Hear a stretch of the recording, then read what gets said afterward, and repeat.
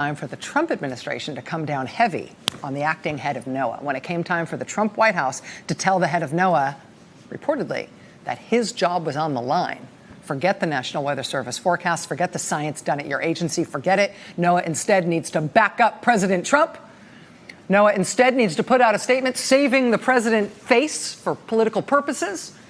When it came time for the freaking Weather Service to start getting political orders to undo their science and instead prop up some random untrue utterance made by the president, when it came time to do that, now you know why the cabinet secretary who had to shoulder that burden, the cabinet secretary who reportedly made that call, was Slippers himself. It was this guy, Wilbur Ross, the Secretary of Commerce, of all people, who, according to the New York Times today, phoned up the acting head of NOAA on Friday and told him that he and all the other top appointees at that agency would be fired unless they put out a new statement from their agency disavowing and undercutting the true and accurate statements and forecasts of the National Weather Service to instead align themselves more closely with the false recent statements by the president.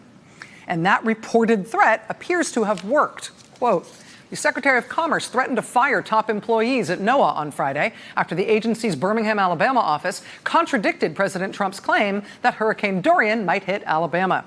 That threat led to an unusual unsigned statement later that day by the National Oceanic and Atmospheric Administration, disavowing the office's own position that Alabama was not at risk. The reversal caused widespread anger within the agency and drew criticism from the scientific community that NOAA, a division of the Commerce Department, had been bent to political purposes. According to three people familiar with his actions, Commerce Secretary Wilbur Ross phoned the acting administrator of NOAA from Greece, where the secretary was traveling for meetings. He instructed Dr. Neil Jacobs to fix the agency's perceived contradiction of the president. According to the New York Times, Dr. Jacobs objected to the demand, but then was told that the political staff at NOAA, including him, would be fired if the situation was not fixed. Dr. Jacobs then personally participated in drafting the statement that Wilbur Ross demanded and did as he was told. Put out this statement undercutting his own employees and the scientific work of his own agency, which was accurate and correct and properly reported.